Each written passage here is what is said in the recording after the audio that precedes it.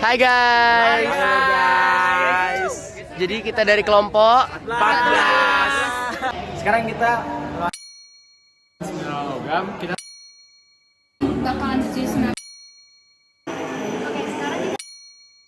selamat. wis. So, kita Halo, jadi di sini geologi.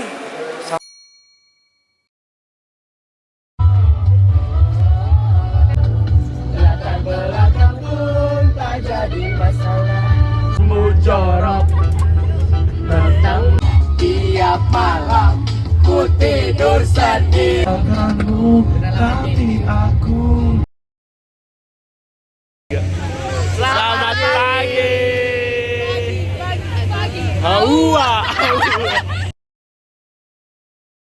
Halo guys. Jadi sekarang kita lagi di rumah makan Kurnia Jente. Kenapa nggak dilihatin sih rumah makan itu?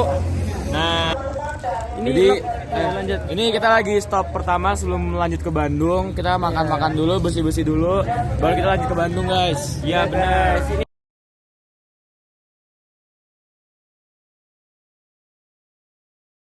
Kita udah sampai guys. Sekarang kita udah sampai di Museum Geologi Bandung. Sini lumayan terik guys, cuman nggak sepanas di Jogja. Jadi mantap lah, sini pokoknya. Pokoknya seru banget. Nanti diliatin ya apa aja yang ada di Ya. Check it out.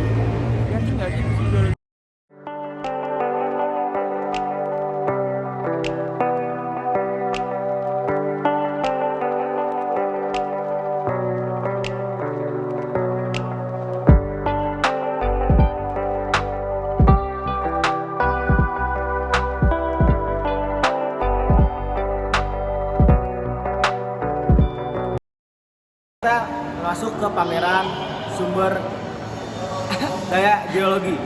Jadi sumber daya geologi itu dibagi menjadi 3. Ada sumber daya mineral, sumber daya energi, dan sumber daya air. Bagaimana di dalam pameran ini? Mari kita lihat.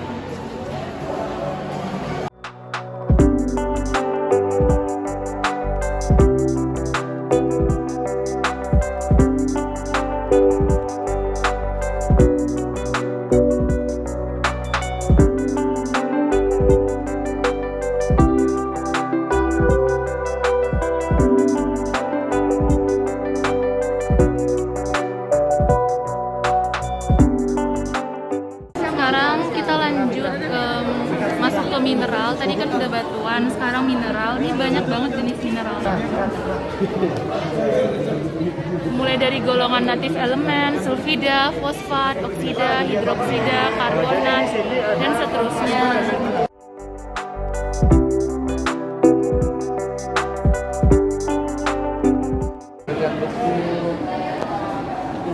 Ini ada batuan beku guys, ada granit, ada lava basalt, ada peridotit, terus ada batuan metamorf. Ini ada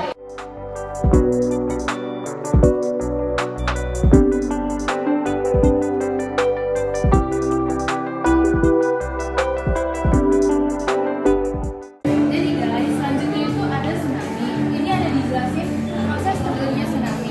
Nah, mudahnya itu menandakan bakalan terjadi tsunami itu air di lautan itu bakalan surut tapi secara cepat, kayak nggak wajar gitu. Jadi gini kira-kira prosesnya. Nah, ini nih gambarannya, airnya itu bakalan surut gitu, kayak tertarik ke belakang secara cepat. Lalu terjadilah tsunami. Ini kondisi setelah mitigasi, jadi itu kalau udah ada penanggulangan, nah bakalan ada kayak penanaman pohon baku, ada tanggul pembatas yang dibangun. Jadi itulah untuk mengatasi terjadinya tsunami.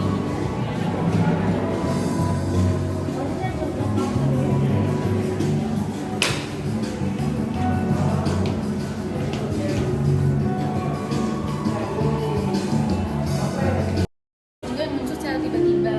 Ini ada gambaran ilustrasi terjadinya tanah longsor, sama ada mitigasinya atau pencegahan tanah longsor, cara mengatasinya gitu guys. Ini juga bisa dikasih contoh nih, contoh-contoh. Pada umumnya, tanah longsor terjadi pada jenis batuan yang seperti ini. Dia cenderung brittle dan mudah longsor, mudah terjadi longsor.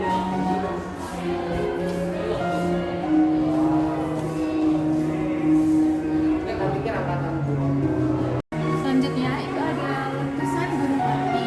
Nah, letusan gunung api ini ada ilustrasi kejadiannya guys di situ. Terus kalau batuan yang terjadi karena letusan gunung api itu ada namanya batuan piroplastik.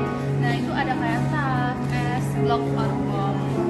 Terus ini juga ada mitigasi bencananya, ada sebelum, ada saat, dan setelah. Jadi mitigasinya itu ada 3.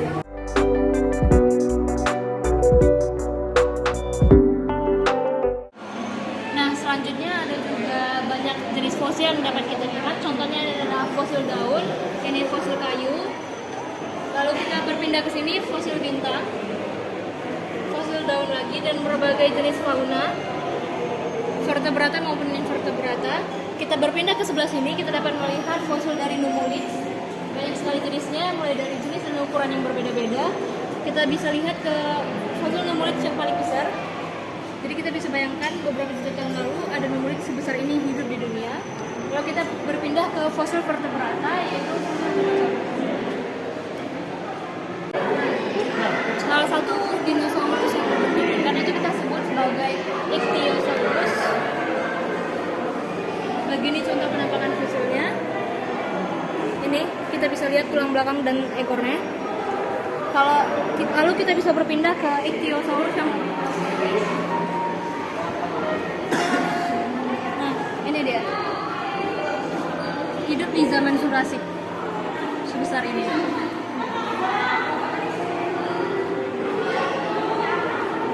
Lalu kita berpindah ke sebelah sini, kita bisa melihat contoh fosil dinosaurus yang lebih jelas lagi.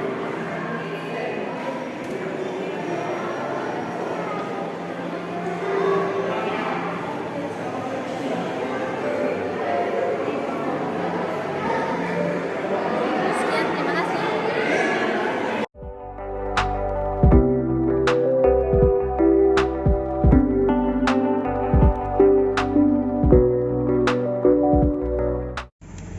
Oke guys, ini udah jam 3 pagi, kita udah sampai di udah sampai lagi di UGM di Tugu Teknik.